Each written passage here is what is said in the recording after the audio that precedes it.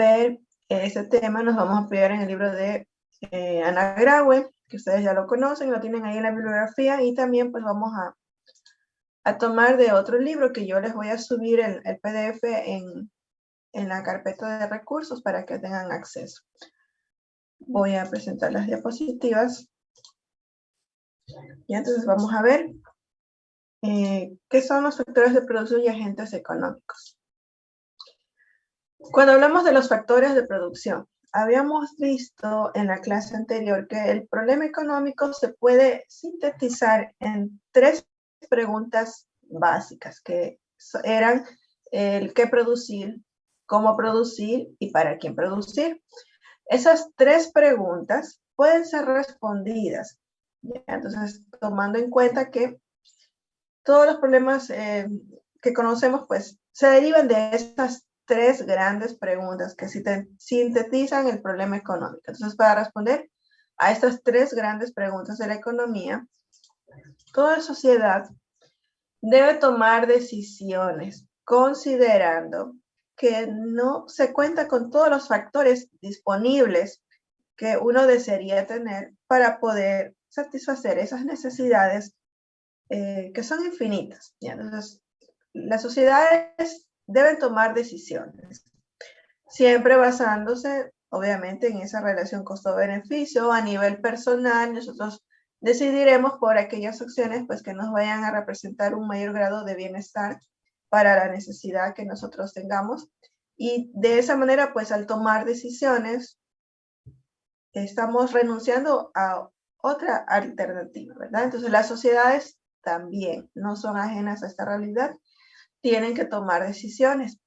Y en este proceso, pues hay que tener claro ciertos conceptos, ¿ya? En primer lugar, el término factores. ¿Qué son los factores? Son las mercancías o los servicios que se utilizan para producir bienes y servicios. En otras palabras, vendría a ser como la materia prima, ¿verdad? Con la que yo voy a disponer y que me va a permitir, luego de un proceso que le voy a dar a esta materia prima, pues tener ya los productos terminados. Entonces, los factores son esas mercancías o servicios que se utilizan para producir otros bienes y servicios. Una economía utiliza la tecnología existente para buscar la relación óptima de estos factores y con los cuales pues voy a obtener ese producto terminado. Y los productos son los distintos bienes o servicios útiles que son el resultado de la manipulación, de la transformación de estos factores. Y que estos productos finales o terminados pues van a ser consumidos o que a su vez pues se pueden utilizar para producir otros. Continuamos. Por ejemplo, cuando hablamos de un ejemplo bastante sencillo, el proceso de elaboración de una pizza. Para poder tener listo este producto que viene a ser la pizza, pues necesitamos ciertos ingredientes, que serían los factores. Estos ingredientes, entre algunos de los que se necesitan, son huevos, una harina, el fuego, el horno, y también pues el trabajo de la persona que va a elaborar la pizza, del cocinero. No todos podemos hacer pizza, ¿ya? Entonces hay que tener cierta habilidad para poder desarrollarla y por lo tanto pues ahí entra pues esa experiencia, ese conocimiento que tiene en este caso el cocinero.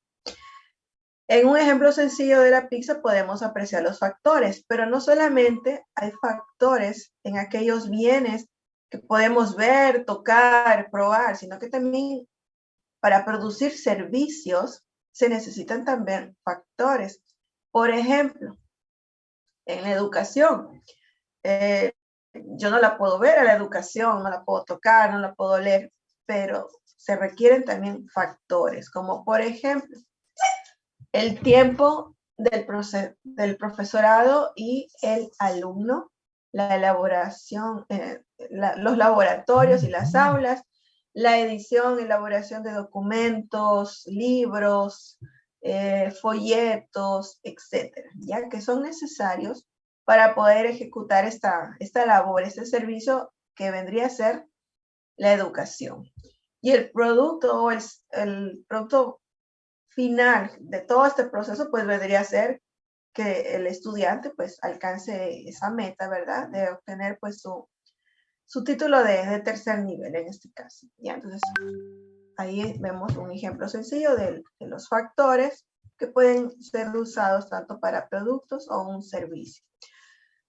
Estos factores de la producción pueden ser agrupados en tres grandes clases, ¿ya? Que son tierra, trabajo y capital. También en algunos textos se incluye un cuarto factor que se denomina indistintamente habilidad empresarial, capacidad empresarial u organización. Entonces, este cuarto factor también ahora se lo toma en cuenta, pero de ahí en los otros textos podemos encontrar los tres factores y también es válido, ¿verdad? Entonces, este cuarto factor lo incluye Ana Grau en el libro que nosotros estamos tomando en la bibliografía básica. Entonces vamos a ver qué es la tierra, qué es el trabajo, el capital y qué es eso de la habilidad empresarial. Empezamos hablando de la tierra, ¿ya? Cuando nos referimos al factor tierra, no solamente es la tierra destinada a la agricultura, no solamente es eso, ya cuando se habla de tierra, se refiere a los recursos naturales en general, representa toda esa bondad de la naturaleza, los dones que nos da la naturaleza y que nosotros podemos tomarlas para incluirlas en nuestros procesos productivos.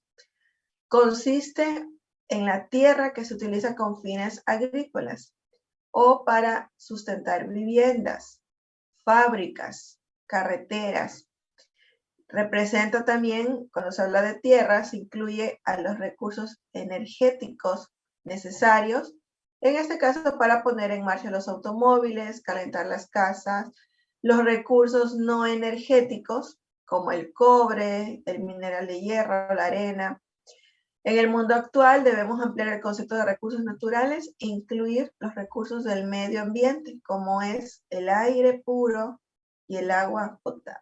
¿Ya? Entonces, todo esto abarca la tierra. No es solamente la tierra destinada para la agricultura, sino que es todo lo que la madre naturaleza nos provee y que nosotros tomamos para incluirlos en los procesos productivos.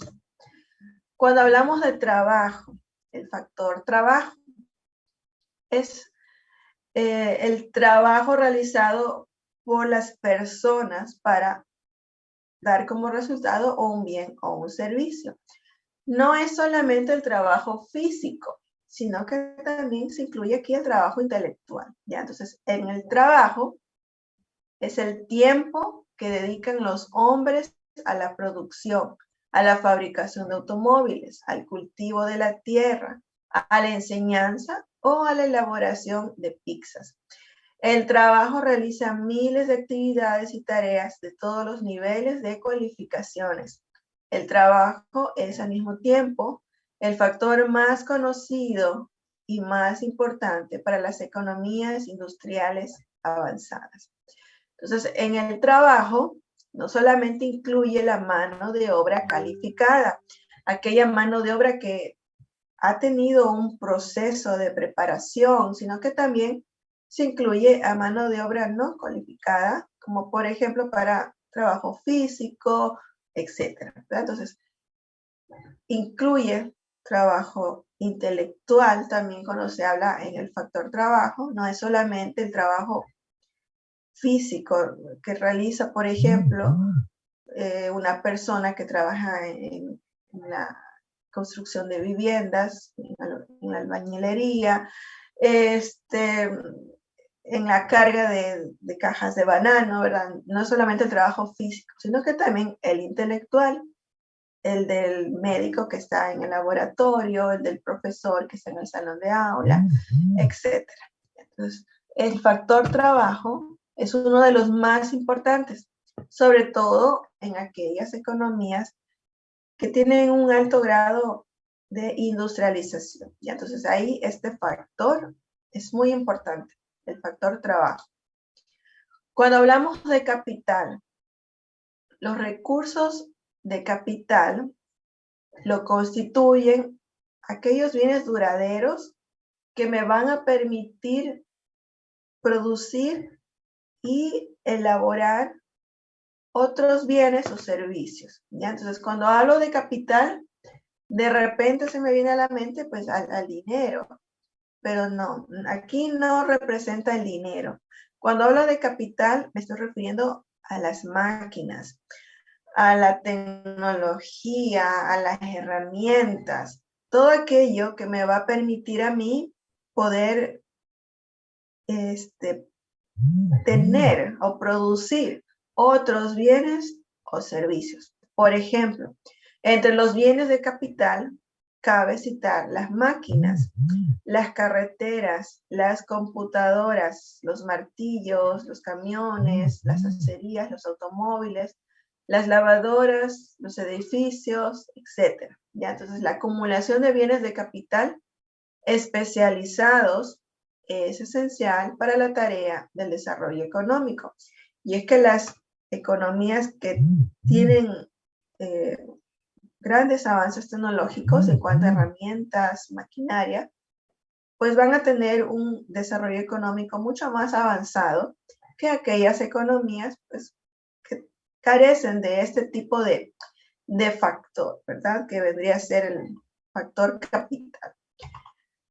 Este cuarto factor del cual menciona Graue en su libro, se refiere al factor de la organización o habilidades empresariales o habilidades gerenciales, ¿ya? Entonces, este último factor se refiere a la metodología de producción empleada, o sea, al modo en que los otros factores se coordinan y se orquestan en pro de una producción sostenida y rentable.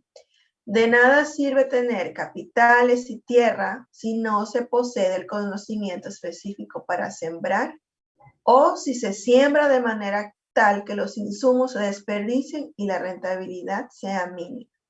Entonces, cuando nos referimos al factor de la organización o habilidades empresariales, habilidades gerenciales, nos estamos refiriendo a esa capacidad que tiene la persona de poder combinar de manera óptima todos estos factores. No todas las personas tienen habilidades para poder dirigir a un grupo de personas, poder direccionarlas de tal manera pues que se trabaje en conjunto y poder obtener pues un bien o un servicio final. El libro, Graue en su libro me menciona que de qué me sirve tener pues la tierra. Tengo ahí mis extensiones de tierra destinadas para la agricultura. Cuento con la maquinaria para poder trabajar la tierra, pero no tengo esa habilidad para poder cultivar eficientemente esta tierra.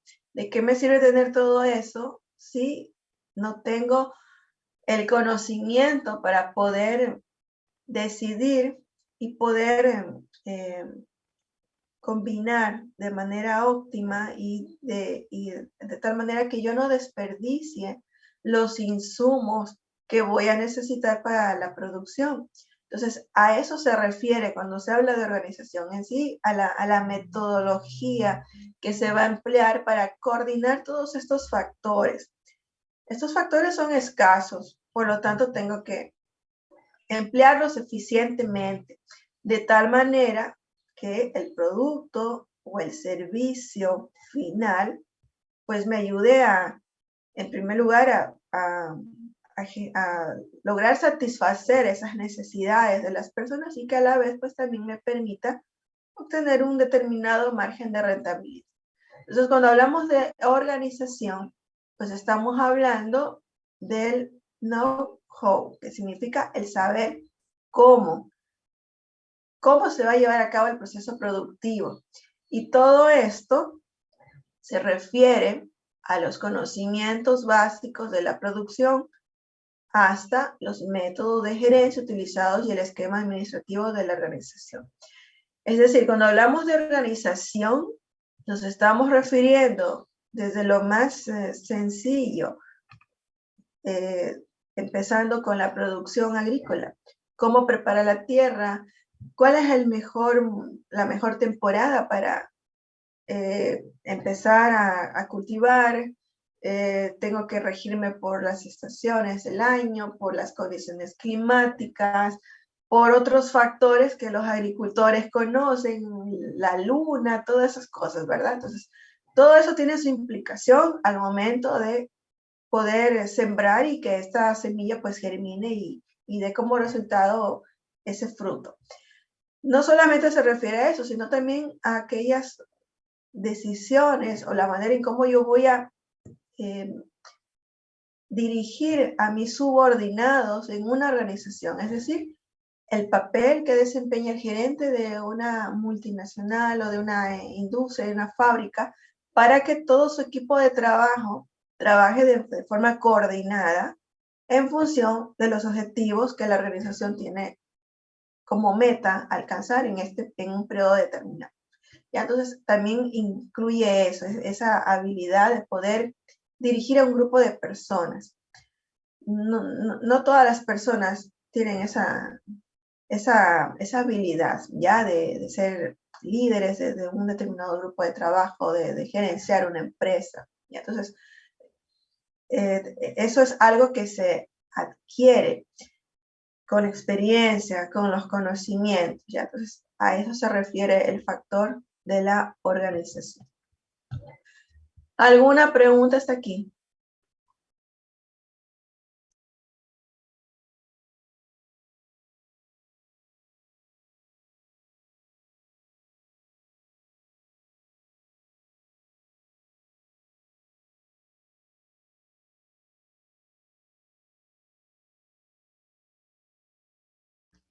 Ángelo, dígame. Yo le tengo una pregunta, profesora. Hola, Dígame. ¿me escucha? Sí, lo escucho. Hola, Sí, lo escucho. hola. Hola, hola, hola. ¿Se escucha bien? Sí, se escucha.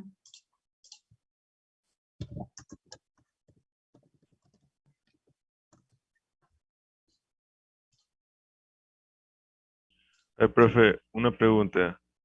¿La organización va siempre o es opcional? Porque veo que no estaba dentro de los tres principios principales que se mostró en la diapositiva.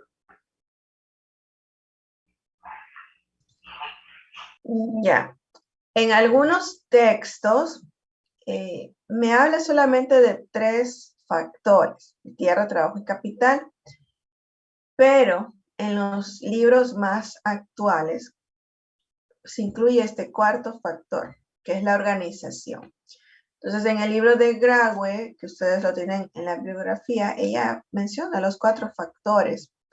La organización también ahora se le considera como un factor, ¿ya? En los libros más antiguos habla solamente de los 3 factores, pero puede considerarse también ahora este cuarto factor. Profe, usted dio como ejemplo la educación. Eh, ¿Dónde iría la parte de la tierra en la educación? En el espacio donde están las instalaciones, la escuela, el Sería colegio, la infraestructura. universidad, la infraestructura. Ajá. Ok, ok. Entonces tierra no es simplemente al suelo, al uso agrícola, o No, sea, es al incluso me espacio. habla hasta de las carreteras, las fábricas. Ah, Ya, ya, ya. entonces, Ok. listo. Bueno, continuamos.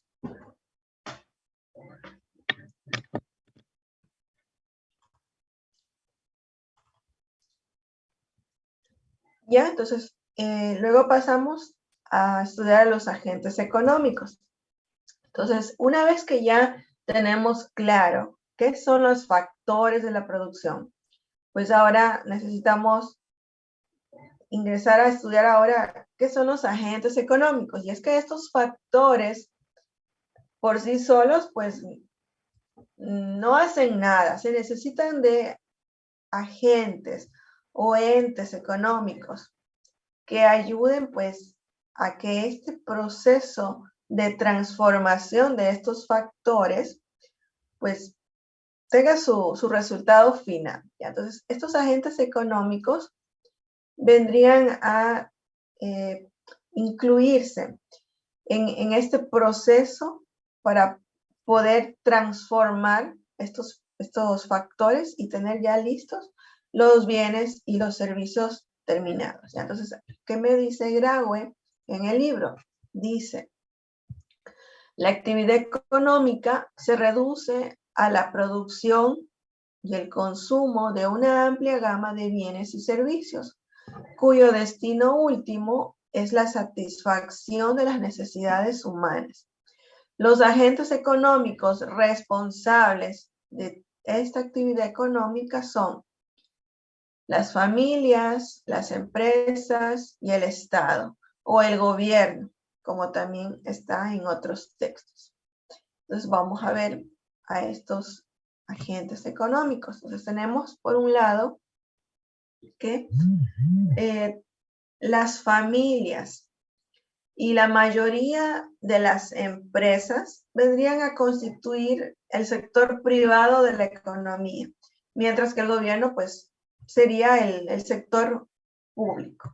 ¿Ya? Entonces, cuando hablamos de las familias o economías domésticas son las que necesitamos adquirir determinados bienes y servicios para poder satisfacer nuestras necesidades. Por ejemplo, necesitamos de alimentos, necesitamos de vestimenta, necesitamos de medicinas, de educación, salud, de vivienda, etc. Entonces, todas las familias o los hogares necesitan consumir bienes y servicios que a su vez me van a permitir poder satisfacer ciertas necesidades.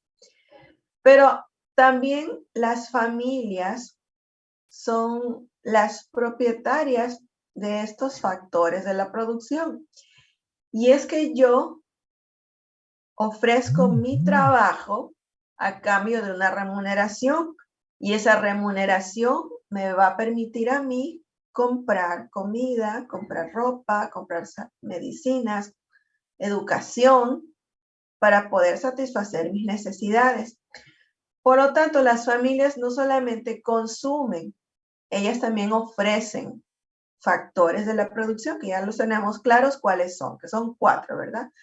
Las familias ofrecen trabajo, ofrecen tierra, ofrecen capital y ofrecen también organización o habilidades gerenciales, ¿ya?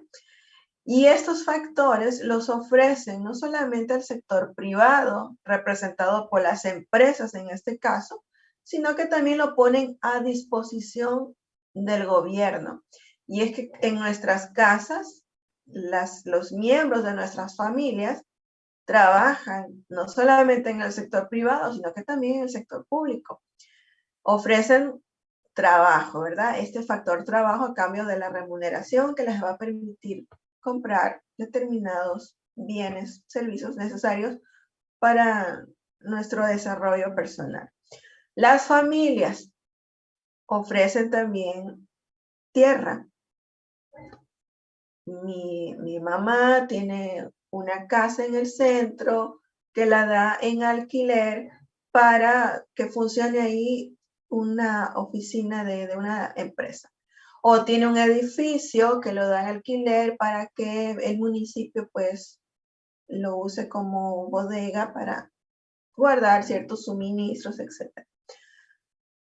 Mi abuelo tiene una parcela de terreno que la da en alquiler para que otra persona cultive la tierra y pues a cambio le paga la renta, ¿verdad? O alquiler a mi abuela, etcétera, ¿verdad? También las familias ofrecen capital y es que puedo tener un negocio de alquiler de maquinaria pesada, tractores, etcétera, ¿verdad? Que los doy en alquiler a cambio de recibir una renta y esas máquinas pues a su vez van a ayudar a producir otros bienes o servicios. ¿Ya? Entonces las familias son las propietarias de los factores de la producción. No solamente consumen, también ofrecen factores tanto al sector privado como también al gobierno. Ahora, cuando hablamos de las empresas o también conocidas como unidades de producción, demandan factores de la producción. Necesitan contratar personal, necesitan alquilar un edificio para poner ahí sus instalaciones, ¿verdad? Sus oficinas.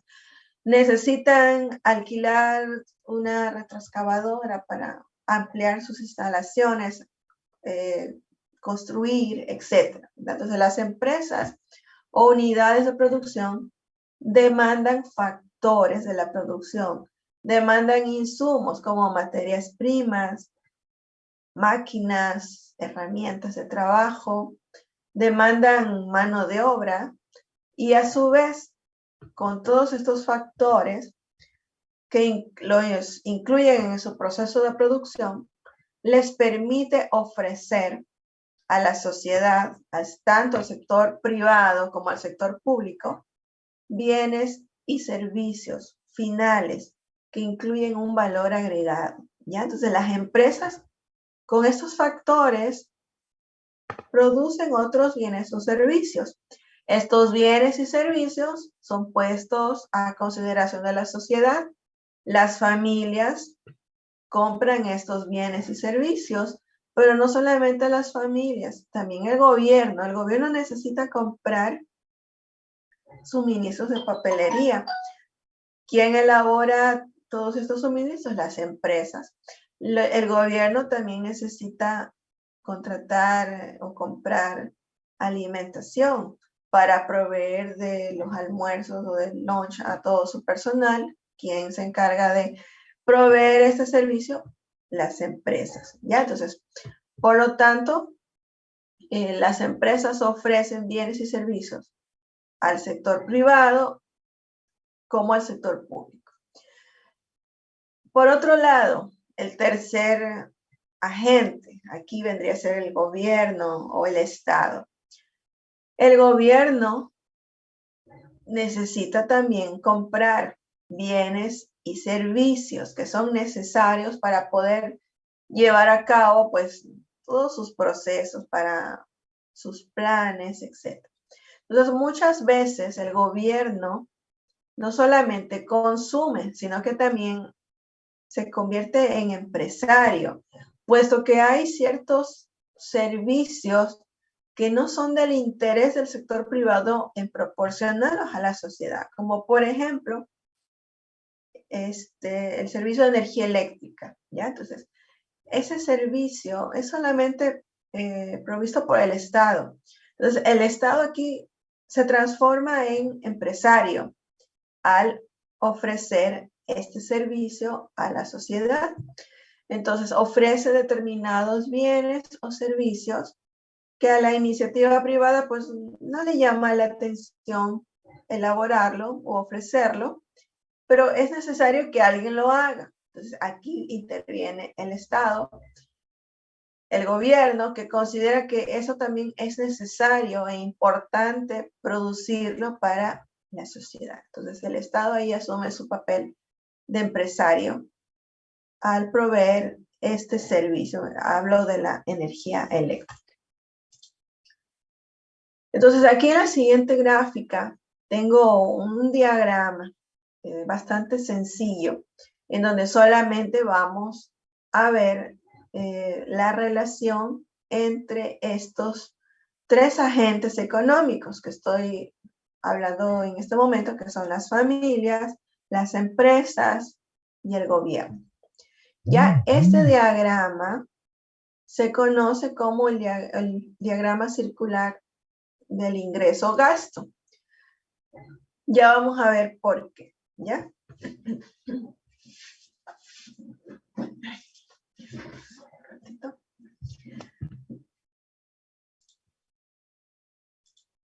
Ya, entonces, cuando estudiamos este flujo circular del ingreso-gasto, vamos a ver que entre estos tres agentes se crean dos tipos de flujos, un flujo monetario y un flujo real.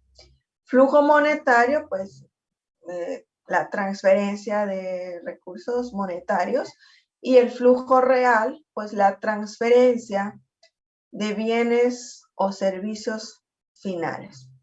Entonces vamos a empezar con las familias. Habíamos mencionado que las familias son las propietarias de los factores de la producción. Ya, entonces vamos a ponerle aquí una notita. Familias.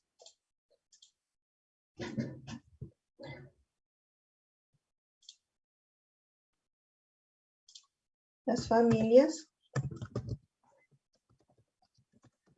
son las propietarias de los factores de producción. FP, factores de producción.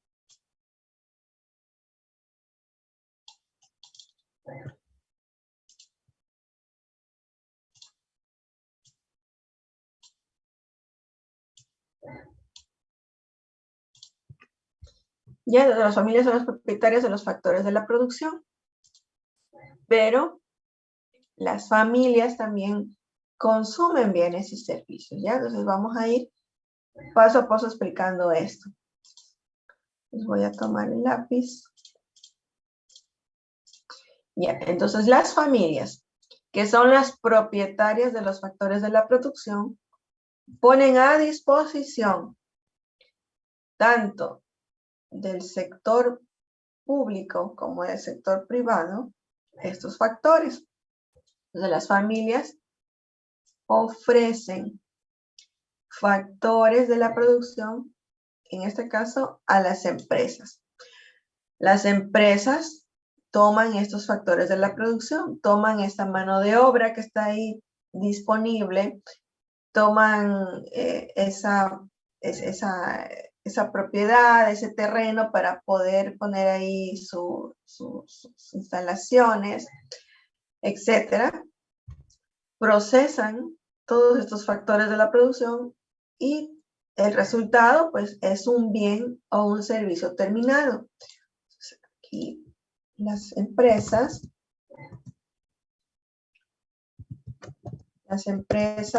toman factores de la producción y ofrecen bienes o servicios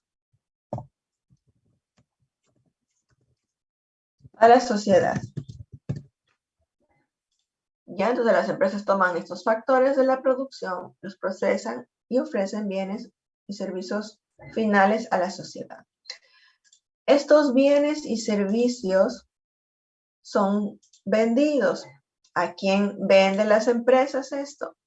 A las familias. Las familias necesitan comprar diferentes bienes o servicios para poder desarrollar sus actividades diarias. Por lo tanto, las familias compran estos bienes o servicios. Entonces, aquí tenemos esta línea. Ya.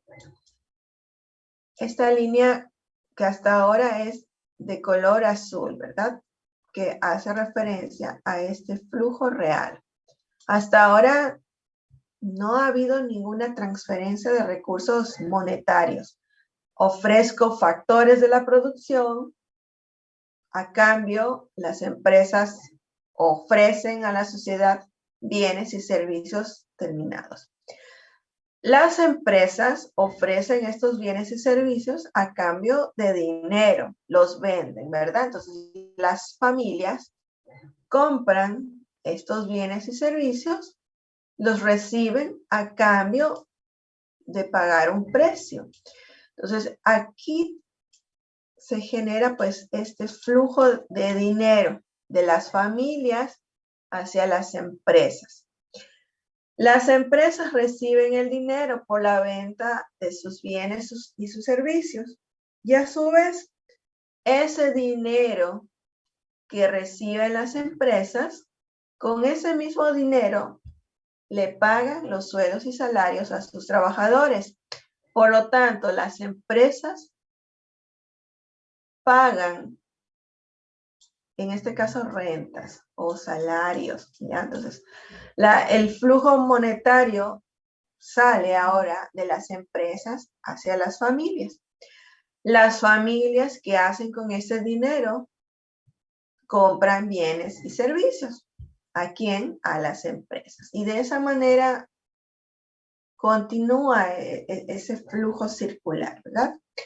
Pero no solamente estamos hablando de dos agentes, las familias y las empresas, sino que también hay un tercer agente, que es el Estado. El Estado muchas veces actúa como empresario al ofrecer bienes o servicios que a la iniciativa privada no le nace ofrecer. Como por ejemplo, habíamos visto el caso de la energía eléctrica. Entonces, el Estado ofrece bienes y servicios públicos al sector privado en este caso, ¿verdad? Que está representado por las familias y por las empresas. Y a su vez, el Estado pues recibe recursos tanto de las familias como de las empresas. Las empresas tienen que pagar impuestos. Entonces sale dinero de las empresas hacia el Estado. Y las familias también pagan impuestos. Por lo tanto, sale dinero de las familias hacia el Estado. ¿Ya? El Estado, ¿qué hace con este dinero? Pues continúa con sus programas, con sus ayudas económicas, ofrece bonos, ofrece becas, por lo tanto, regresa el dinero del Estado a las familias. Y también, pues, puede subsidiar ciertas actividades para incentivar al sector empresarial. Por lo tanto, el Estado también puede ofrecer ciertos subsidios o subvenciones a las empresas. Por lo tanto, también el dinero sale del Estado, en este caso, hacia las empresas, ¿ya? Y de esta manera, pues, se crea este flujo circular llamado del ingreso-gasto. Es en su forma más sencilla, porque solamente estamos considerando tres agentes económicos. Pero no olvidemos de que las economías no son cerradas, sino que son abiertas al mundo. Por lo tanto, más adelante vamos a incluir a un cuarto agente aquí, que es el resto del mundo, ¿ya? Entonces, ¿qué sucede con el resto del mundo? Nosotros producimos, pero no todo es consumido a nivel interno, sino que hay una parte de esa producción que es enviada hacia el mundo a través de las exportaciones, ¿verdad? Y también importamos, traemos cosas del resto del mundo que no es producido aquí, pero que lo necesitamos, por lo tanto, también ingresan productos del extranjero hacia nuestro país. Entonces, aquí falta ese cuarto agente económico que vendría a ser el resto del mundo. Pero lo vamos a ver más adelante, cuando ya veamos un flujo mucho más complejo. Este es el modelo más sencillo. ¿Ya? Entonces, si se tiene claro esto, cuando veamos el otro flujo que es más complejo, pues lo vamos a entender sin ningún problema. ¿Alguna pregunta hasta aquí?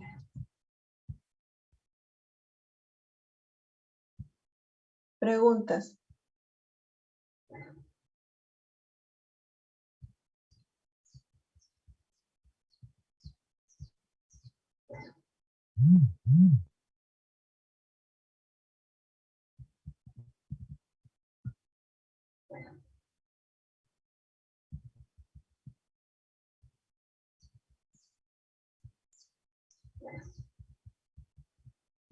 No hay preguntas, está todo claro. Profe, yo le pregunto algo. A ver, dígame. ¿Qué son las subvenciones que da el Estado que da aquí en la imagen? Vendrían a ser como ayudas o subsidios, ¿ya? Que para Como, poder incentivar, en este caso, pues, la inversión por parte del como sector subsidios, privado. tal vez, bonos, qué sé yo. Ayudas, sí. Pero eso no se da siempre. Perdón. Eso no se da siempre. Estoy hablando de manera general, ¿ya? Entonces, de que se dé aquí en nuestro país es otro asunto, ¿verdad? Pero en algunos países, para, por ejemplo, atraer la inversión extranjera y que se radiquen las empresas en ese país para poder dinamizar la economía, pues el Estado les da ciertos beneficios. Pueden ser en el aspecto tributario, como por ejemplo que durante un año la empresa está exenta del pago del impuesto a la renta. ¿Ya? Entonces es un incentivo, un beneficio con la finalidad pues de atraer capitales extranjeros hacia el país para que se radiquen ahí, pongan sus fábricas, sus empresas y con ello pues ayudar a generar puestos de trabajo. Entonces, son ciertos beneficios que se pueden ofrecer. Kevin, Lanchi, y luego Boris.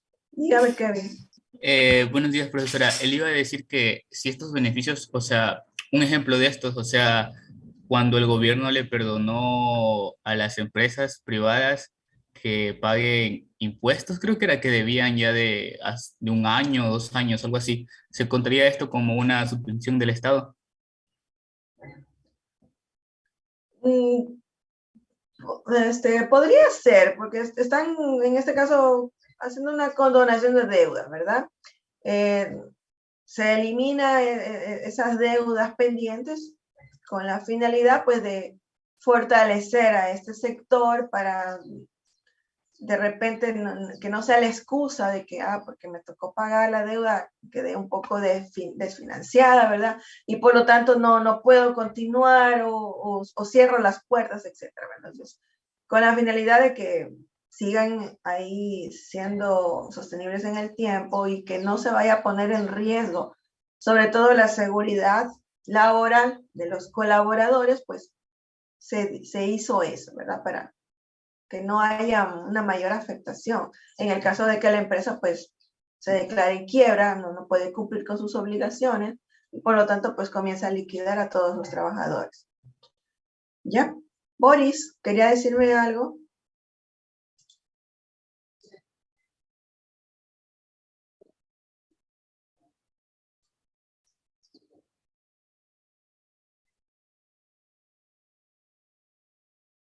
El trabajo,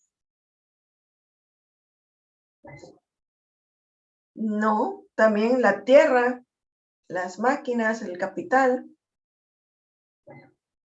Por ejemplo, usted tiene un edificio, lo da en alquiler para que una determinada empresa pues la use y ponga ahí sus oficinas.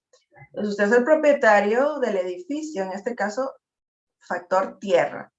Lo da en alquiler, la empresa le paga una mensualidad, una renta por el uso de esas instalaciones. La empresa continúa ahí sus actividades y usted pues recibe mensualmente la renta. O tiene máquinas, maquinaria pesada, etcétera, la da en alquiler también. Entonces, las familias son las propietarias de los factores de producción. Ya, entonces no solamente ofrecen trabajo, también ofrecen tierra y capital. Habilidades gerenciales también. La empresa le contrata para que sea el gerente de una determinada sucursal, se me ocurre, ahí irían dos factores, el trabajo y la organización, puesto que usted cuenta con esas habilidades, con ese conocimiento para desarrollarse como gerente de esa sucursal y por ese motivo, pues, solicitan sus servicios. Ángelo. Sí, profe, yo no estoy del todo de acuerdo, o sea, con lo que dice que las familias son las dueñas de toda la infraestructura, porque depende, porque es una definición si tomamos en cuenta que los propios dueños de las empresas constituyen también parte de la familia, pero en sí, sino que gran parte de las empresas son dueñas de sus propios inmuebles y si no lo son, si la empresa va creciendo, va prosperando, va a adquirir su propia infraestructura, su maquinaria y todo aquello. O sea, a mí se me hace que la familia sí puede ser dueña de las instalaciones, pero si tomamos en cuenta que los dueños de las empresas también son parte de alguna familia, pero en sí las empresas vienen a constituir sociedades, entonces en esas organizaciones ya no podríamos meter tanto el concepto de familia, y ya se forma una Ya, personería jurídica que vendría a ser un conjunto de personas. ya. Aquí habíamos visto que las familias y la mayoría de las empresas forman parte del sector privado, ¿ya? Y es que de las familias, algún integrante de las familias de repente puede ser el dueño de la empresa, ¿verdad? Eso no se puede evitar, ¿verdad? De repente mi papá a su vez es el dueño de una determinada empresa de aquí de Machala. Entonces, pero las familias en sí son las que ofrecen estos factores, ¿ya? Vendría a ser el inicio de todo esto, las familias.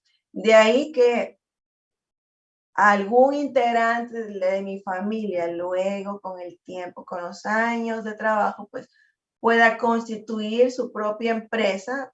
Eso es muy aparte, pero en realidad en una sociedad tienen que existir estos tres agentes, ¿ya? Las familias, las empresas y el gobierno, ¿ya? Entonces, las familias y las empresas se encuentran estrechamente relacionadas, sobre todo porque ambas pertenecen al sector privado y muchas veces alguien de la familia forma parte también de la empresa. Puede ser el dueño o puedo ser empleado de la empresa y entonces ahí habría que poder separar un poco las funciones, ¿ya? Entonces, no sé si me hago explicar, ¿ya? Pero tiene que existir, por un lado, las familias y por otro lado, las empresas. No siempre alguien de mi familia es el dueño de la empresa. Puedo también ser yo el empleado. Entonces, hay que separar las funciones. Dígame, Ángelo. No, nada, lo que hay que comentar es que, por ejemplo, en ese gráfico que vemos ahí de tres lados, este, las familias tienen incidencia en los otros dos campos, dentro de las empresas y el gobierno, porque son personas, todos conforman parte de una familia, generalmente, pero en cambio no siempre el gobierno está relacionado a la familia, o sea, directamente de conformarla, sino, por ejemplo, no todas las familias tienen un funcionario público, por ejemplo, de gobierno. Bueno, en empresas sí puede darse, ya sea como trabajador o dueño, pero en sí la familia es la base de las otras dos. A eso me refiero. Ya. Puede darse el caso de que los integrantes de una familia todos se desarrollen en el sector privado, ¿verdad? O sea, en las empresas. O puede ser que todos los integrantes de una familia sean funcionarios públicos. No están relacionados en este caso con las empresas. Todos trabajan acá para el gobierno. O puede darse ambas cosas, ¿verdad? Una combinación de que unos cuantos integrantes de la familia sean empleados en una empresa y también servidores públicos. Pero el gobierno en sí se relaciona con todos. El gobierno, habíamos dicho que también actúa como empresario al ofrecer determinados bienes o servicios que no le interesan producirlo al sector privado, como por ejemplo la energía eléctrica. Pues los gobiernos ofrecen este servicio a las familias y a las empresas. Entonces, es algo que ahí no se puede evitar, o sea, su relación con este sector privado. Dígame, Angelo. Pues yo considero, bueno, usted dijo que el gobierno hace lo que las empresas no quieren, pero no. Yo pienso que más bien lo que no pueden, porque el gobierno se reserva ciertos sectores. Le dice la empresa quiere todo. Te concesiona el agua, la luz, hasta la calle, te pone ahí un peaje, hay peajes privados.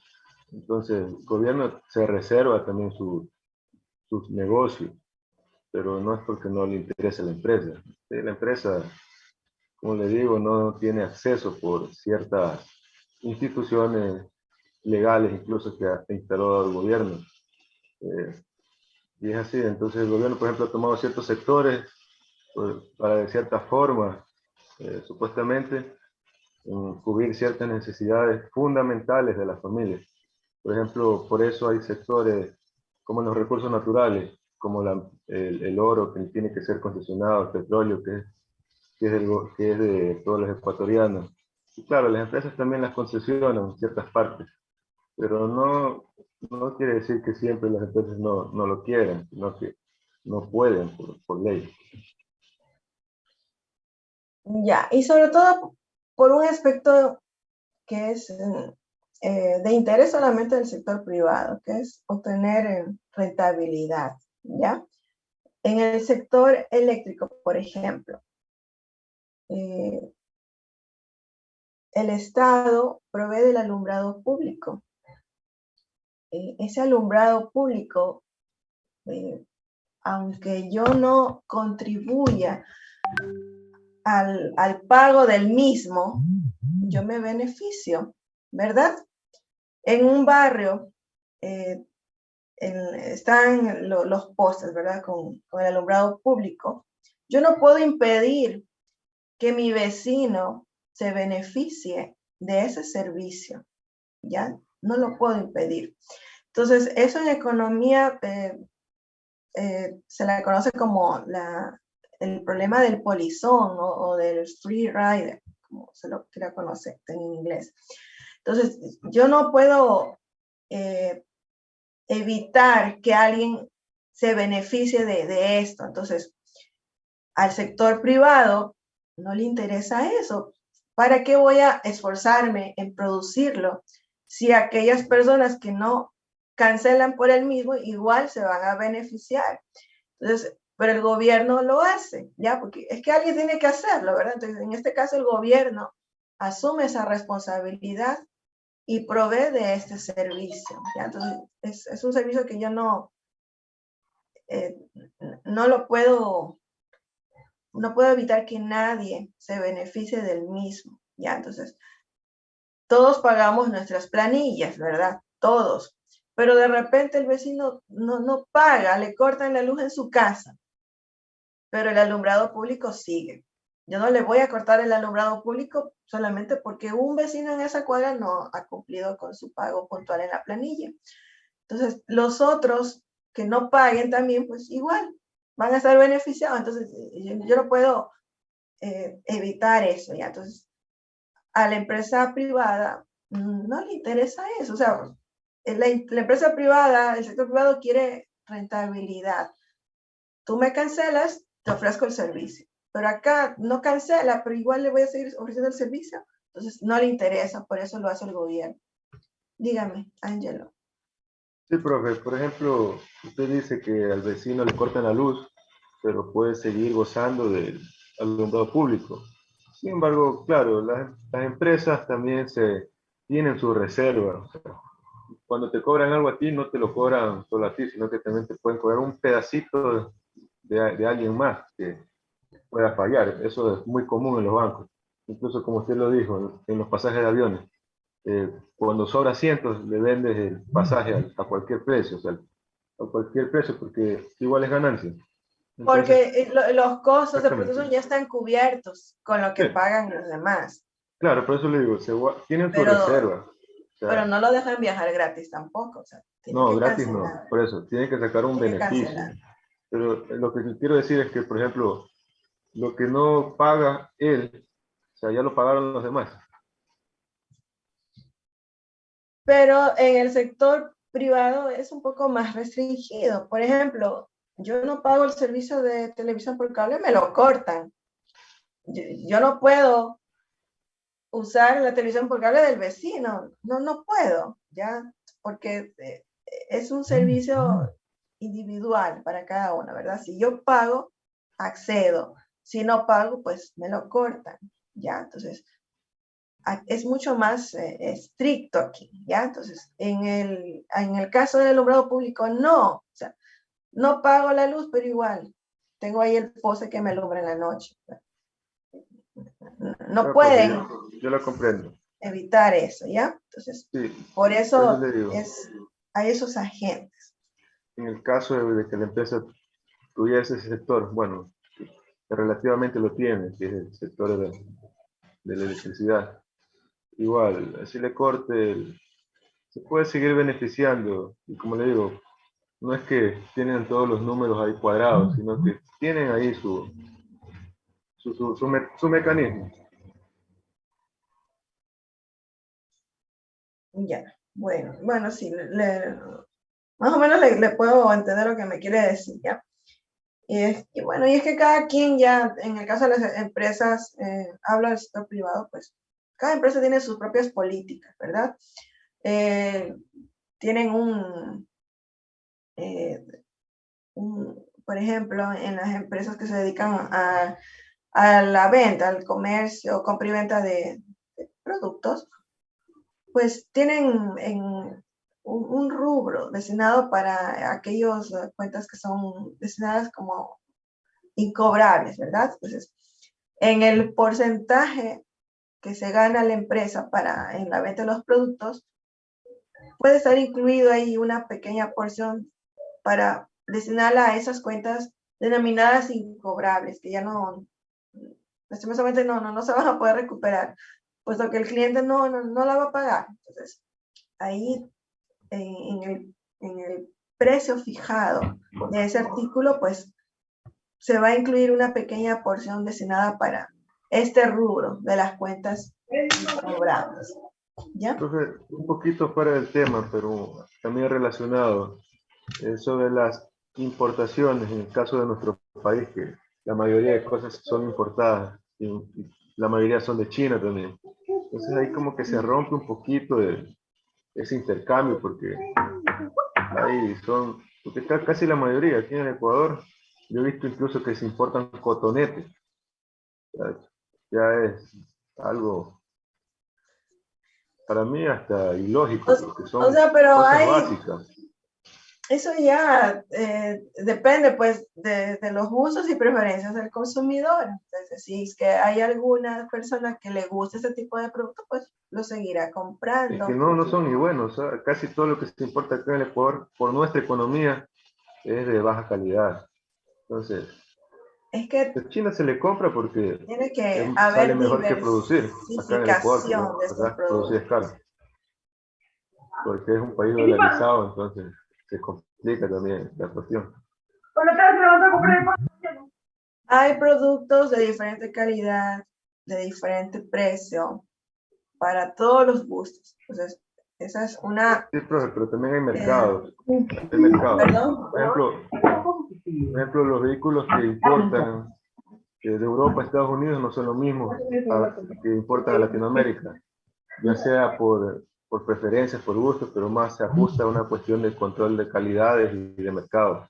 Aquí en Ecuador y en Latinoamérica en general, como son economías más débiles, generalmente lo que importan son de lo peor, pues, o sea, en calidad, en seguridad, materiales, etcétera. Eso lo vimos también cuando estudiábamos los 10 principios de la economía, ¿verdad? Que hay economías que la capacidad adquisitiva de las personas es un poco limitada, ¿verdad? Por lo tanto, se van a enviar productos que sean fáciles de adquirir para este tipo de personas. No van a enviar acá vehículos demasiado costosos, puesto que no hay suficiente mercado para ese tipo de productos. Entonces, por ese motivo, hay estas segmentaciones de mercado. Ya habrán productos destinados para un segmento de mercado con poder adquisitivo un poco más alto, y para aquellos en los que no tengan capacidad adquisitiva, pues también hay productos. O sea, no les voy a privar de ofrecerles los productos. Se los ofrezco, sí, pero de menor calidad, a menor precio, que estén al alcance del bolsillo de ese segmento de la población. Entonces, Es una y eso cuestión sucede en todo cultural lado. incluso. Dígame. Es una cuestión cultural, porque nosotros aquí en Latinoamérica lo primero que vemos es el precio. O sea, para nosotros lo más importante de un producto es el precio. ¿Por qué? Porque no tenemos tanta capacidad de elección, porque no nos da pues la economía. En cambio hay otras culturas, como las japonesas, que sí priorizan la calidad. O sea, es raro ver a un japonés decir, me llevo esto porque es más barato, ¿no? Tiene que verlo y decir, a ver, este cuesta más, pero este es mejor calidad, me conviene más.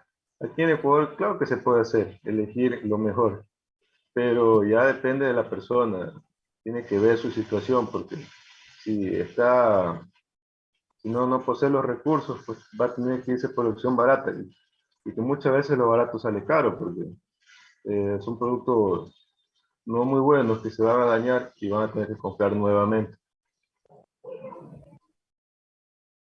Ya, bueno, también ahí tiene razón, o sea, y tiene mucho que ver esa cultura, en este caso de nosotros como ecuatorianos. Siempre preferir comprar lo nuestro, ¿verdad? Muchas veces, si por ejemplo con el asunto de la ropa, aquí en el país hay empresas ecuatorianas que producen ropa y de buena calidad. Hablemos de, por ejemplo, Pasa, ¿ya? Pero ¿qué hacemos nosotros? La ropa de bebé, sobre todo, es de muy buena calidad. No, que prefiero la ropa marca Carter, ¿verdad? Que eso es americano, que dura más, pero no, o sea, la ropa Pasa ecuatoriana también es de muy buena calidad. O si no, preferimos, no, ya está abierta la frontera, mejor me voy el fin de semana ya a Aguas Verdes, compro mucho más barato y ya, pues, y ahí están las consecuencias, ¿verdad?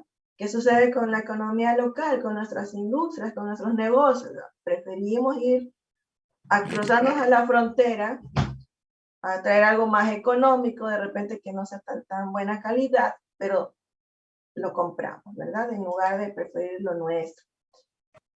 Alguien está alzando la mano. Ángelo, dígame. Sí, profe, incluso pasa lo contrario también. Hay personas que deciden comprar lo más caro, comprarse camisa marca Tommy, marca Polo, que cuestan entre 50 a 100 dólares. O sea, pagar para mí un 100 dólares por una camisa importada sobre todo, ya se me hace una falta de respeto. O sea, yo sé que la persona puede hacer lo que quiera con el dinero, pero ya no sé qué está pagando, porque lo que está recibiendo, está comprando marca, no está comprando calidad, porque eso es falso, ese mito de que porque sea de marca es de mejor calidad, ¿no? Aquí, como usted dice, hay empresas como Pasa, como Pinto incluso, que hacen ropa de muy buena calidad. Incluso hay ropa que se importa a Estados Unidos. En Estados Unidos le ponen eh, botones, le bordan el lodito y lo traen para acá para vender de nuevo. Eso ya se me hace una... Usted me comprende, ¿no? Algo ilógico. Es que eso depende de los gustos de las personas. A mí en lo Y más que gusto es personal, vanidad. en lo personal, tampoco estoy de acuerdo. Comprar, no sé, ropa demasiado cara, con tal de que me sirva para mi necesidad principal, que es vestirme, creo que no importa si es comprado en el mercado, si está bonito, la calidad de la tela es suave, creo que para mí está bien. Entonces, pero eso ya depende ya de la persona. Hay personas que no, a mí me gusta solamente la ropa marca Tommy y todos se lo compran en esa marca, o qué sé yo, me gusta la marca Polo, todo es Polo.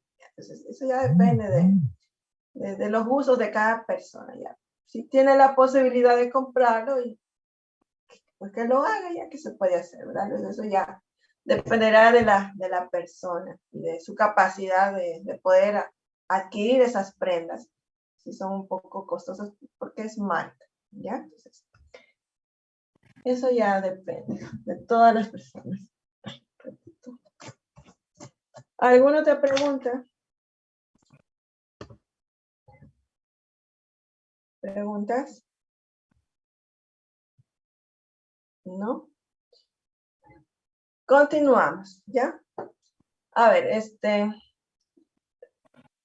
la clase es hasta las 9:30, ¿verdad? Vamos a estar conectados hasta las 9, porque tengo que asistir a una capacitación del Departamento de Calidad de la universidad, donde nos van a socializar un procedimiento y bueno, es necesario que esté presente. Empieza a las 9, faltan 15 minutos. Vamos a avanzar hasta que sean las 9 para poder asistir a la reunión. Es por Zoom igual la reunión. A ver, continuamos. Ya, nos toca ver lo que es la economía positiva y la economía normal. Entonces vamos a ver eso.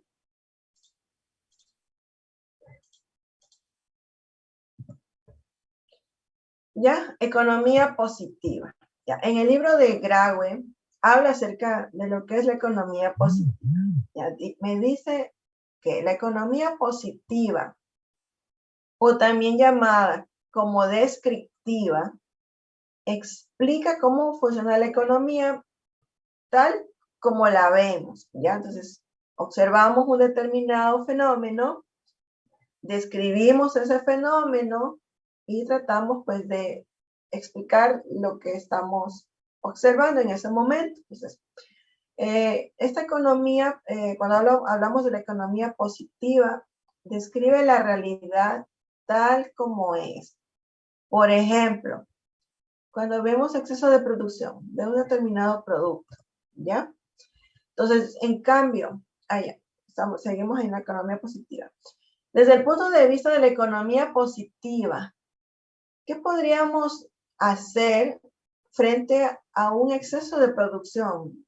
Porque dadas las condiciones climáticas, favorece la producción de ese producto y hay un exceso de producción en el mercado. ¿Qué me dice la economía positiva? Si la producción de hortalizas es muy alta, su precio bajará, y es que todos los productores tienen exceso de producción, en este caso de hortalizas. Por lo tanto, el precio a nivel general va a descender por el exceso de la producción. Por lo tanto, para no perjudicar a estos productores, se tiene que retirar del mercado una parte del producto, de tal manera que ese retiro del producto permita estabilizar su precio. Y ahí pues vienen esos retiros del mercado de los productos, se los va y se los amontona en una bodega. En esa bodega pues ahí se pudre, pero logré estabilizar el precio en el mercado, ¿ya? Entonces, de repente alguno dirá, pues sí, tiene lógica, para no perjudicar a toditos, pues mejor retiremos el producto. Pero en cambio viene la otra parte, como que se daña ahí la comida en lugar de regalarla o de donarla a los albergues, a los asilos, ¿verdad? Se puede hacer algo con ese exceso de producción, pero en cambio los economistas positivos no lo piensan de esa manera, sino que ven lo que sucede en el mercado y lo que ellos creen que es conveniente, pues es retirar el exceso del producto para estabilizar el precio. Dígame, Angelo y Anaís. Sí, profe, lo que usted dice es verdad. En el caso de las empresas, claro, se manejan de una forma un poco más fría, más calculadora. Pero aquí hay un término que me llama la atención, que es retirada del mercado mercadería. Y yo sé que no tiene mucho que ver con el tema, se relaciona poco, la verdad. Pero, por ejemplo, en Estados Unidos, cuando hay productos defectuosos, les obligan a las empresas a retirar los productos del mercado. Pero ahí hay una cuestión que se retiran, pero no se dice qué se va a hacer con esos productos. Entonces hay casos, por ejemplo, como el caso Bridgestone 2005, de empresa de vendedora de neumáticos, que había lanzado al mercado unos neumáticos y al calentarse a cierta velocidad explotaban. Entonces retiraron esos neumáticos. ¿Y qué pasó? Lo sacaron del mercado de Estados Unidos y lo trajeron al mercado en Latinoamérica. Creo que fueron a parar al Perú. Entonces vendieron esos neumáticos defectuosos y obviamente tuvieron daños luego porque eran defectuosos. Entonces ahí vemos ese contraste. O sea, no tiene mucho que ver acá, porque acá es retirar el producto para que no baje el precio. Pero bueno, se me relaciona un poco por el término. Que recientemente pasó lo mismo, hace un par de años creo que hubo unos shampoos con unos compuestos químicos en Estados Unidos que se prohibieron y los retiraron. Pero a mí me surge la pregunta de qué hicieron, ¿los destruyeron o los habrán traído acá nuevamente para vender? Deberían haberlos destruido en tal caso, si es que Claro, iban en eso, afectación a la salud. eso es lo que se debería hacer. Pero le digo, ahí dice retirar, nunca dice destruir. Entonces ciertas empresas se aprovechan de esa laguna, ¿no? Y como le digo, como pasó en el caso de los neumáticos del 2005 de la marca Bridgestone, muy conocida por cierto, que sacaron Sí, neumáticos defectuosos de Estados Unidos y los vinieron a vender a Latinoamérica para no sí, perder. sí, sí, sí recuerdo esa noticia de los neumáticos. Pero bueno, en el ejemplo que estamos viendo ahorita, el producto no está defectuoso, estamos hablando de exceso de producción de hortalizas, ¿ya? ¿Qué hacemos con eso? Profesora, Analícelo. esos productos que se retiran del mercado, ¿los productores lo hacen voluntariamente o son obligados? Esos productos que se retiran del mercado, ¿qué cosa? ¿Y los productores los retiran voluntariamente o son obligados? No, pues ahí interviene el gobierno con sus controles para poder retirar el exceso de producción, para poder estabilizar un poco el precio. Y es que no puede haber exceso de producción, exceso, mejor dicho, de todo, porque eso va a afectar el precio. Y es por ese motivo que se controla mucho, sobre todo en la frontera, que venga la cebolla del lado peruano o que venga el arroz del lado peruano, porque eso puede poner en apuros, afectar los precios de la producción nacional. Por eso son los controles, para evitar, en el caso de la cebolla, por ejemplo, que ingrese acá al país. Pero se dan sus modos de poder pasarla ya de contrabando, ¿verdad? Esa cebolla. Pero cuando se dan estos controles y se llega a detectar ese contrabando, ¿qué es lo que hacen en este caso las autoridades ahí de la aduana? Retener el producto. Y va y lo almacena ahí, lo amontona en la bodega, donde hay otras cosas más. Y ahí eso se pudre, se daña, ahí hay de todo. Ya hay bultos de ropa, televisores, productos perecibles, en este caso como cebolla, arroz, etcétera. Y eso ahí se muere eso, no lo regalan, o muchas veces se ve que lo incineran. Entonces, como que desperdiciar, en este caso, la comida, para mí, eso yo no lo veo bien, ¿ya? Depende mucho también ya vamos a ver el lado de la economía normativa, la parte de los valores morales que a uno le han inculcado, ¿ya? Entonces, en casa, a mí siempre me han dicho, no se desperdicia la comida, ¿ya? Hay que hacer algo con el exceso. Yo no lo voy a botar o lo guardo para el calentado del otro día o se lo doy a un animalito que tenga en la calle, en la casa, etcétera, ¿verdad? Pero desperdiciarla no, ¿ya? Entonces, hay formas de poderle buscar una solución en este caso, ya cuando en este caso de la casa sobra algo de la comida. Dígame, Angelo. Imagínese que incauten droga y la regalaran. No, pues a eso le incineran. Es una broma, no, pero tranquilo. Incineran a licor. Yo he visto ahí en las noticias que lo botan o queman las botellas, no sé, ya depende de lo que hayan encontrado. Ya muchas veces hay licor adulterado también, que eso puede poner en peligro la salud. Entonces, profe, en esas bodegas incluso ahí se pudren las cosas, ahí hay ratas, es un desastre. Ya imagino, sí. Debe Eso haber de pasa cuando todo, son, porque hay productos perecibles ahí, entonces por eso ejemplo, trae hay los agentes riesgos en este aduaneros, por caso. ejemplo, que de lo que decomisan, claro, pues se llevan para sus amigos, se llevan un saquillo de cebolla y todo, pero no alcanza todo. Entonces, siempre hay ahí excedentes. O sea que y como eso supone un esfuerzo, salir a regalarlo, y un trámite también, ya prefieren no hacerlo, hay que se pudre nomás. Bueno, es una lástima porque hay tantas personas necesitando alimento, vestimenta, entonces tranquilamente se lo podría ir a donar, ya, pero bueno. Del lado de la economía positiva, ve las cosas así de manera objetiva. Hay exceso, pues retiremos. Esa es la realidad, describo la realidad y trato de darle una solución a eso que yo estoy observando de manera objetiva. Desde el lado desde el punto de vista de la economía normativa, en cambio, la economía normativa supone juicios de valor y valores éticos. Aquí se habla de lo que debería hacerse o de lo que debería ser para, por ejemplo, qué hacer con el exceso de producción. Pues ahí veo en la imagen, pues parecen mandarinas, ya, entonces, ¿qué hacer con ese exceso de producción? Lo retenemos y que dice dañen esas mandarinas que se pudren, o qué se hace. Pues la economía normativa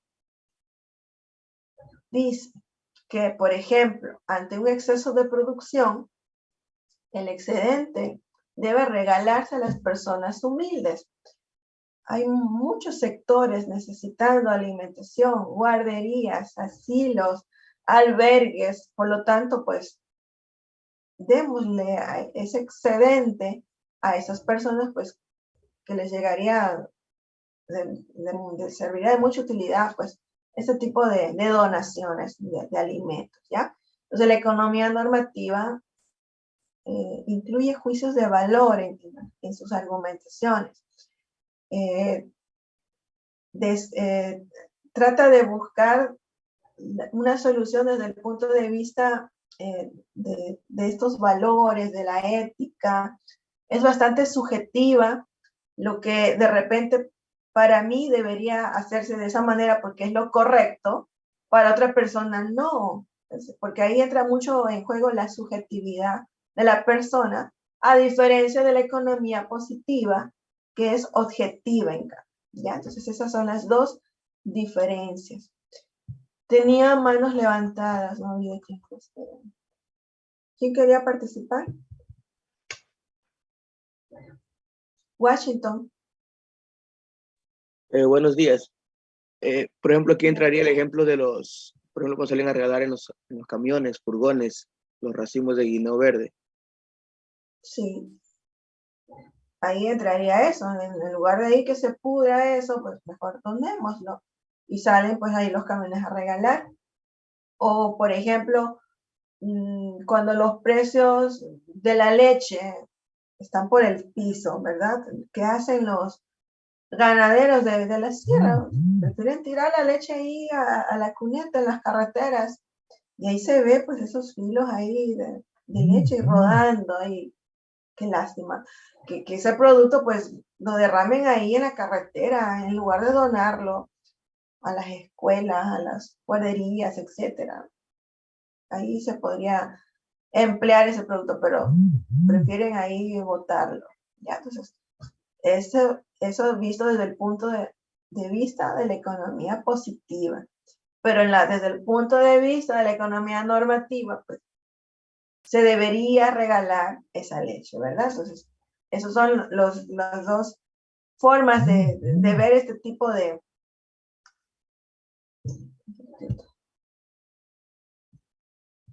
Ahí. Entonces, son dos formas de poder analizar este tipo de problemas. Desde el punto de vista de la economía positiva, que describe la realidad tal como es objetiva, las afirmaciones son bastante concretas, ¿ya? Entonces, aquí no se habla de que yo creo que debería hacerse esto, porque eso es ya subjetivo. Eso es del punto de vista ya de la economía normativa, que incluye juicios de valor, ya la ética, los valores que me han inculcado desde pequeño en casa. Pues, esas son las dos diferencias en cuanto a la economía positiva y la normativa. Y aquí tengo pues un resumen de lo que he explicado de la economía positiva y normativa, ¿ya? ¿Cómo estamos con el inglés? Ahí les pongo ahí para que practiquen. Economía positiva y economía normativa. ¿Qué me dice la primera parte de la economía positiva? A ver, Yo le leo, profe, a ver, ¿qué tal está el Es, fue y inglés? será. Del Duolingo. A ver, dice ahí, economía positiva. Es, fue, será. Cuando los precios caen, ay, esa palabrita no la conozco, delay. Bueno, la gente, aplaza. bueno, la gente aplaza sus objetivos. No, Okay. No, compras. purchase. Compras. Ah, no, purpose, estoy confundiendo la palabra. Bueno, chuta, he estado ya en inglés, he estado caducado. A ver, ¿quién le quiere ayudar a Angelo? Son palabritas nomás. Bueno, puede ser demostrado. Conecta causa y efectos. Es descriptivo, basado en hechos. Te dice qué es. O sea, te dice qué es. Sería la traducción ahí. Dice que es Objetivo. objetivo. Ya, muy bien. ¿Está bien? En inglés, ¿ya? ¿Qué dice la economía positiva? Pues esta me dice la realidad tal como es, ¿verdad? Por ejemplo, dice, cuando los precios caen, la gente a menudo aplaza un poco las compras. Y es que los precios están cayendo, entonces me espero un poquito a que siga cayendo más el precio, y entonces ahí sí, cuando ya esté bien bajito el precio, ahí compro. Y entonces, cuando los precios están descendiendo, la gente pues aplaza un poco la compra. En la economía positiva puede ser demostrado. Las afirmaciones son bastante objetivas, está basado en hechos, describe la realidad tal como es, ¿ya? Entonces, eso por el lado de la economía positiva. Y en la normativa, en cambio, es lo que debería ser o hacerse en este caso, ¿ya? ¿Qué le dice la señora al señor? Naranja es mejor que verde. Mejor que el verde. Ya, para la señora, el color naranja es mejor que el verde. Y el señor se queda así, está ahí con esa interrogación. Pero será para ti, para mí el verde es mejor que el naranja de repente, ¿verdad? Entonces, ahí es subjetivo. Esta no puede ser probada. Está basada más bien en recomendaciones, no está basada en los hechos. Le dice a uno lo que debería ser o lo que debería hacerse. Es subjetiva. ¿Ya? Entonces, Podríamos decir que la economía normativa, o sea, la parte normativa es hecho en percepciones, según lo que se observa y la idea que genera la persona. En cambio, la otra viene a ser basada en lo que son los hechos, los datos.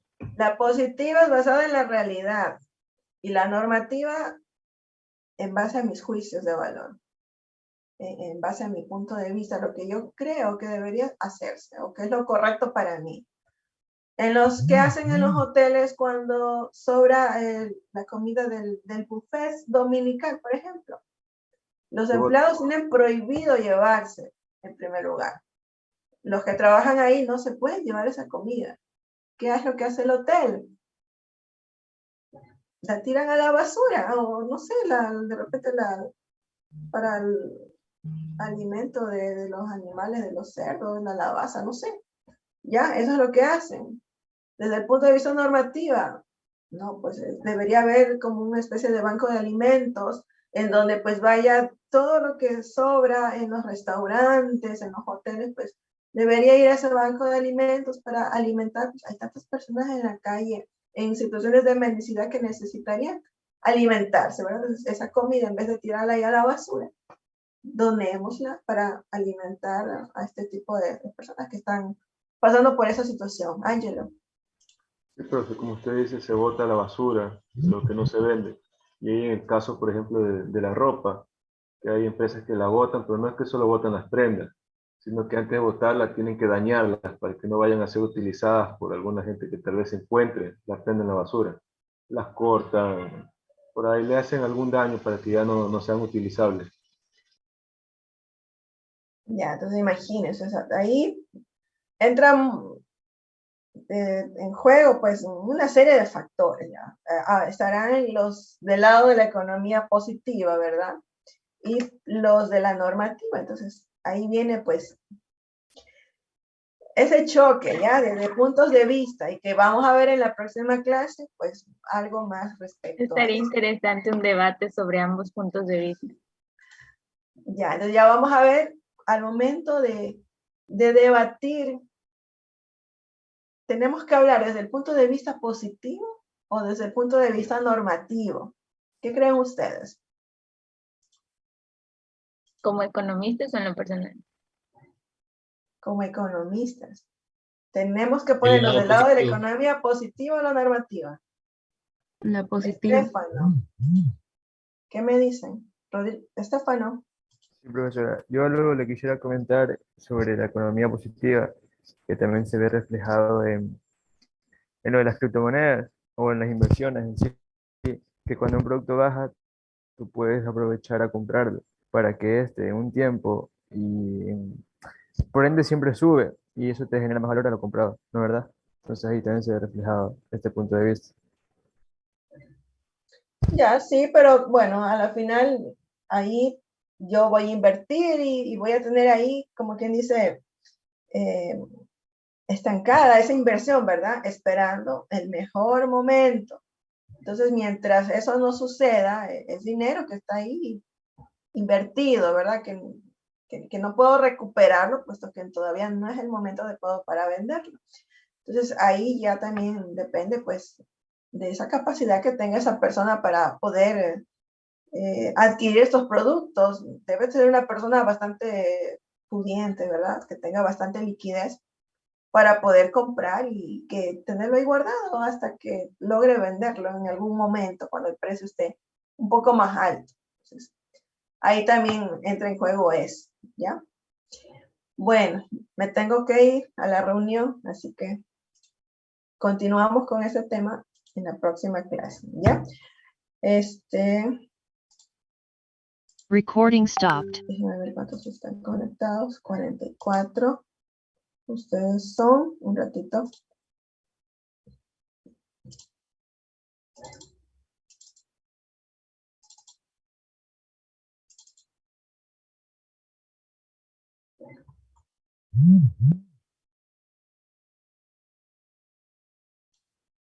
$47. Estamos 43. Me ponen, por favor, la palabra presente en el chat.